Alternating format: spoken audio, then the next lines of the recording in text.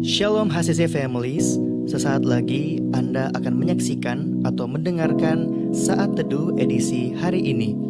Mari persiapkan hati dan pikiran saudara untuk bersungguh-sungguh mengambil waktu berdoa dan menyembah Tuhan bersama-sama. Kami berdoa lewat Saat Teduh ini, saudara dikuatkan dan saudara diubahkan lewat firman Tuhan yang luar biasa. Mari siapkan hati saudara dan selamat menyaksikan.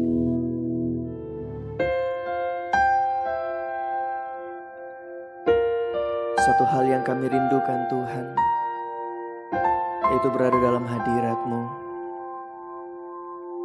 Sungguh kesukaan kami Tuhan, untuk tinggal dalam bait-Mu, merasakan hadirat-Mu, menikmati Engkau Tuhan. Thank you Jesus. Satu hal yang ku rindu, berdiam di dalam rumah-Mu. Satu hal yang ku pinta, menikmati bait-Mu Tuhan. Satu hal yang ku rindu, berdiam di dalam rumah-Mu. Satu hal yang ku pinta, menikmati bait-Mu Tuhan. Lebih baik satu hari di pelataran-Mu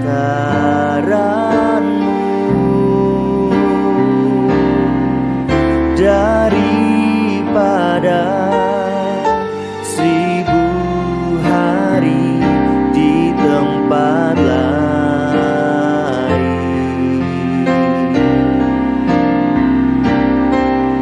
Memuji-Mu, menyembah-Mu, Kau Allah yang hidup, dan menikmati semua kemurahan-Mu.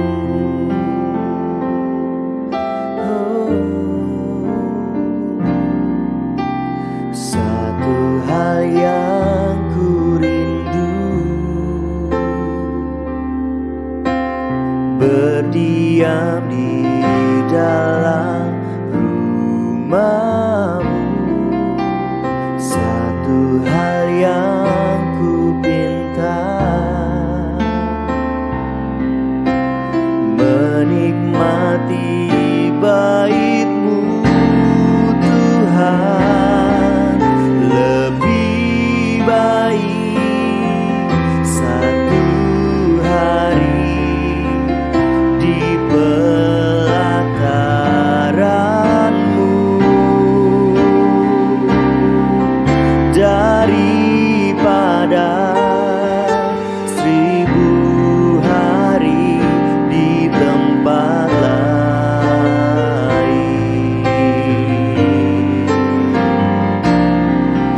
Memuji-Mu, menyembah-Mu, Kau Allah yang hidup, dan menikmati semua kemurahan-Mu.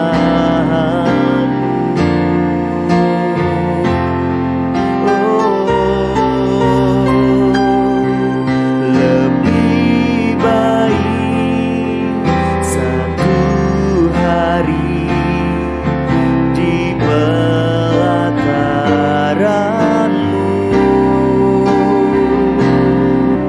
daripada 1000 hari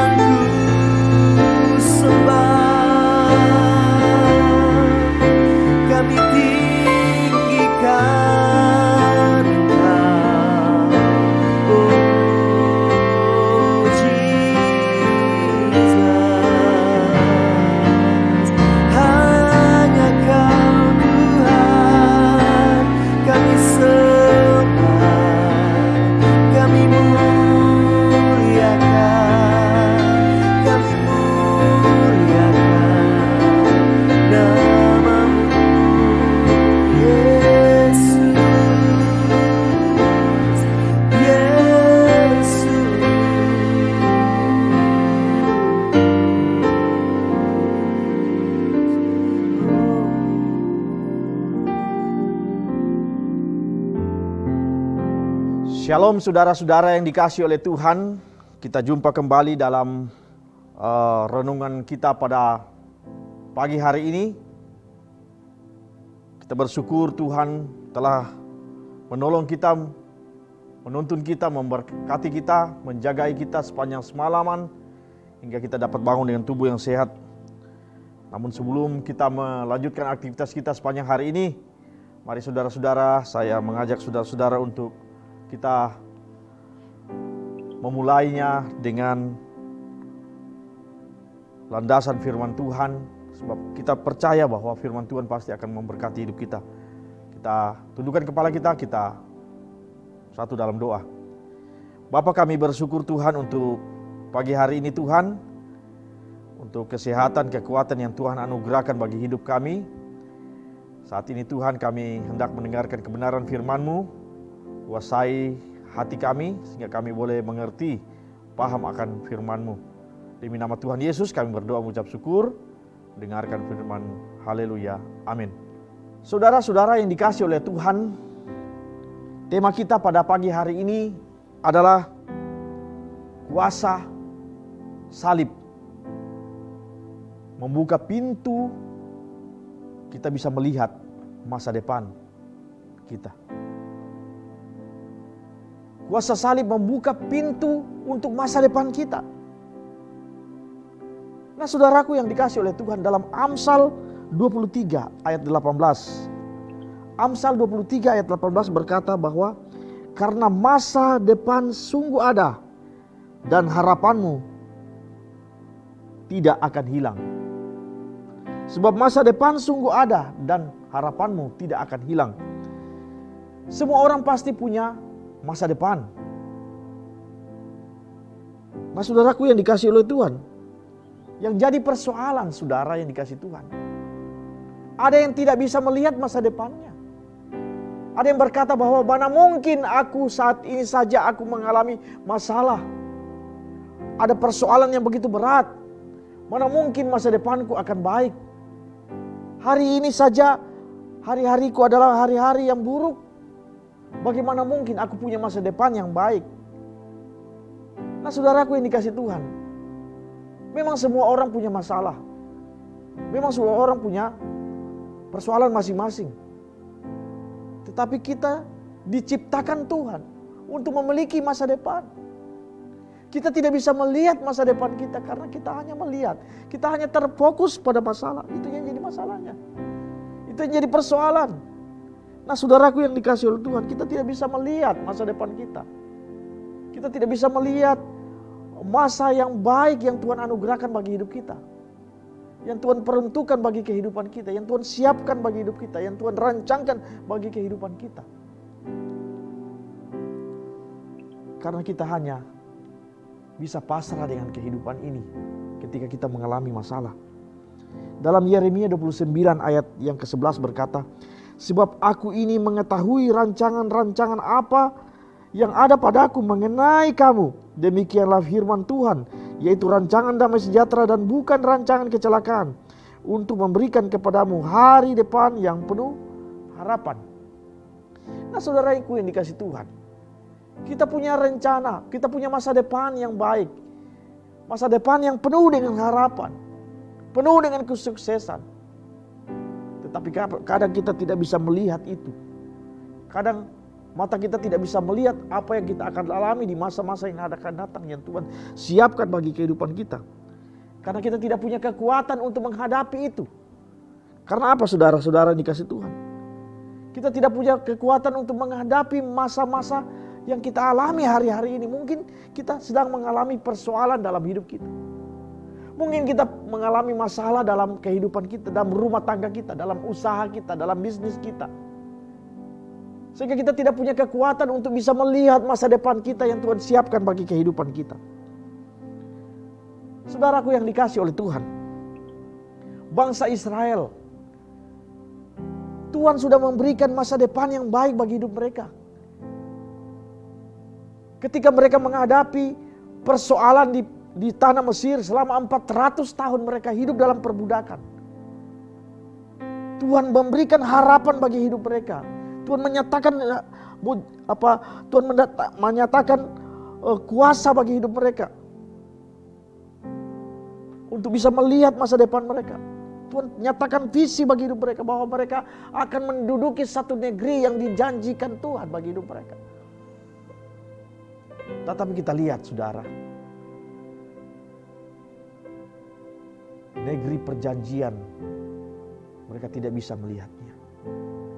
Mereka tidak mampu, mereka tidak punya kekuatan untuk bisa sampai ke negeri perjanjian. Karena apa? Di padang gurun mereka bersungut-sungut. Hidup mereka hanya mengeluh setiap hari. Nah saudaraku yang dikasih Tuhan, mereka tidak punya kekuatan untuk bisa menikmati, untuk bisa melihat masa depan mereka. Karena mereka hanya melihat persoalan-persoalan mereka yang mereka hadapi pada saat mereka di padang gurun. Nah saudaraku yang dikasih oleh Tuhan, mari dalam kehidupan kita saudara, miliki kekuatan itu.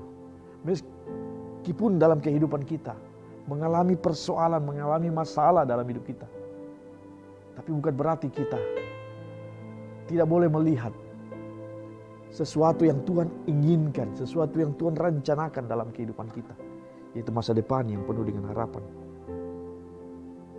Bangsa Israel tidak punya kekuatan karena mereka hanya bersungut-sungut. Mereka hanya mengeluh. Mari kita tetap bersyukur dalam keadaan apapun hidup kita. Nah saudaraku yang dikasih Tuhan, kekuatan kita hari ini, kekuatan kita hari ini ditentukan apakah kita bisa melihat, kita bisa percaya bahwa masa depan kita ada di tangan Tuhan. Itu kuncinya saudara. Kalau kita mau punya kekuatan dalam kehidupan kita, persoalan masalah yang kita hadapi hari-hari ini bukan sesuatu halangan, sesuatu rintangan untuk kita bisa melihat masa depan kita. Kita bisa melihat masa depan kita kalau kita tetap kuat, kalau kita tetap kuat dalam kehidupan kita. Nah, kekuatan kita ditentukan seberapa percayakah kita, seberapa yakinkah kita bahwa hidup kita ada di tangan Tuhan, sehingga kita menyerahkan hidup kita sepenuhnya dalam kendali Tuhan, dalam kehendak Tuhan, sehingga kita bisa melihat masa depan kita dibentuk oleh Tuhan, dirancangkan oleh Tuhan. Saudara, mungkin saudara berkata, mana mungkin saya punya masa depan yang baik? Hari ini rumah tangga saya sedang mengalami goncangan. Anak-anak saya mulai bangkit berontak kepada saya. Mungkin istri saya atau suami saya kelakuannya mulai lain dari hidup saya. Atau mungkin saudara berkata bahwa mana mungkin saya punya bisnis yang baik di masa yang akan datang. Hari ini saya mengalami masa-masa sulit. Bahkan rekan-rekan bisnis saya yang saya percayai hari-hari ini, ternyata mereka mengkhianati saya. Mereka merancangkan hal-hal yang buruk bagi hidup saya. Mereka merancangkan kebangkrutan bagi usaha bisnis saya. Mungkin hari ini saudara berkata bahwa hari ini saya mengalami penyakit yang mungkin tidak bisa disembuhkan. Mengkhawatirkan, menakutkan. Tetapi saya ingin berkata saudara, mungkin orang bisa merancangkan yang jahat bagi hidup saudara. Mungkin dokter atau para medis bisa berkata hal-hal yang buruk bagi penyakitmu. Tetapi Tuhan mampu mengubah segala sesuatu menjadi baik bagi hidup kita. Nah saudaraku yang dikasih Tuhan, yang jadi persoalan saudara, apakah kita di tengah-tengah persoalan, di tengah-tengah masalah yang kita hadapi hari-hari ini, apakah kita bisa punya kekuatan untuk bisa melihat masa depan itu? Oke, Tuhan, kita mengerti, kita tahu, kita telah baca firman Tuhan bahwa Tuhan merancangkan rancangan yang baik bagi hidup kita. Tetapi apakah rancangan Tuhan yang baik itu bisa kita lihat dalam kehidupan kita. Sementara kita mengalami persoalan, sementara kita mengalami masalah. Orang-orang merancangkan yang jahat bagi hidup kita. Nah saudara, dalam Amsal 23 yang kita baca tadi, Amsal 23 ayat 18. Firman Tuhan berkata, masa depan sungguh ada dan harapanmu tidak akan hilang. Nah saudaraku yang dikasih oleh Tuhan, meskipun persoalan kita hadapi hari-hari ini, masalah yang kita hadapi hari-hari ini, tetapi ketika kita punya pengharapan, itu yang pertama, miliki pengharapan. Ketika kita punya pengharapan dalam hidup kita tahu bahwa segala sesuatu dalam hidup kita berjalan dalam rancangan Tuhan, maka kita akan melihat dengan mata iman kita bahwa Tuhan pasti buat saya berhasil. Memang kenyataan seperti ini, tapi Tuhan akan buat keberhasilan di masa yang akan datang bagi hidup saya. Nah saudaraku yang dikasih Tuhan, orang yang tidak punya pengharapan dalam kehidupannya, pasti dia tidak akan bisa melihat rencana Tuhan yang ajaib bagi hidupnya. Oleh dan sebab itu miliki pengharapan dalam kehidupan ini, bahwa Tuhan sanggup mengubah segala sesuatu menjadi baik bagi kehidupan kita. Tuhan sudah merancangkan, sudah merencanakan kehidupan kita untuk menjadi sesuatu yang baik dalam kehidupan kita. Mari kita percayai, kita yakinkan diri kita, yakinkan hati kita, yakinkan iman kita, bahwa kita lahir untuk menggenapi setiap rencana Tuhan dalam hidup kita. Kita ada dalam kehidupan kita untuk menggenapi apa yang Tuhan rancangkan, apa yang Tuhan rencanakan dalam kehidupan kita. Kita punya pengharapan seperti itu, sehingga kita bisa melihat masa depan yang Tuhan rencanakan bagi hidup kita. Yang kedua saudara yang dikasih Tuhan, dalam situasi-situasi masalah yang kita hadapi hari-hari ini, kita bisa melihat masa depan kita kalau kita punya pengharapan. Yang kedua, Tuhan dapat mengubah situasi dalam kehidupan kita. Mungkin orang merancangkan yang jahat bagi hidup kita. Mungkin orang sedang merencanakan sesuatu yang tidak baik bagi bisnis kita, bagi keluarga kita. Tetapi Tuhan mampu untuk mengubahnya. Dalam Kejadian pasal yang ke-50, ayat yang ke-20 saudara. Yusuf berkata bahwa saudara-saudaraku merancangkan, mereka-reka rencana yang jahat bagi hidupku. Tetapi Tuhan mereka-reka yang baik bagi hidupku. Sekalipun saudara-saudaranya, saudara yang dikasih Tuhan, merancangkan sesuatu yang jahat bagi kehidupan Yusuf, bagi masa depan Yusuf. Mereka merencanakan sesuatu yang jahat bagi kehidupan Yusuf di masa yang lalu. Tetapi Yusuf bisa melihat bahwa walaupun itu kenyataannya, tetapi Tuhan dalam hal ini telah merencanakan mereka-reka yang baik bagi hidupnya. Nah saudaraku yang dikasih Tuhan, firman Tuhan sungguh luar biasa dalam kehidupan kita. Karena Dia telah mengorbankan dirinya agar kita bisa memiliki masa depan yang luar biasa. Salib berkuasa untuk menyatakan masa depan bagi kehidupan kita. Untuk membuka masa depan yang luar biasa bagi hidup kita. Dengan pengorbanan Yesus di kayu salib. Supaya kita bisa memiliki kehidupan. Itulah bukti kasih Tuhan. Salib adalah sebuah bukti bahwa Tuhan mengasihi hidup kita. Yohanes 3:16, karena begitu besar kasih Allah akan hidup, akan dunia ini, sehingga Ia mengaruniakan anaknya yang tunggal supaya barang siapa yang percaya kepadanya tidak binasa, melainkan beroleh hidup yang kekal.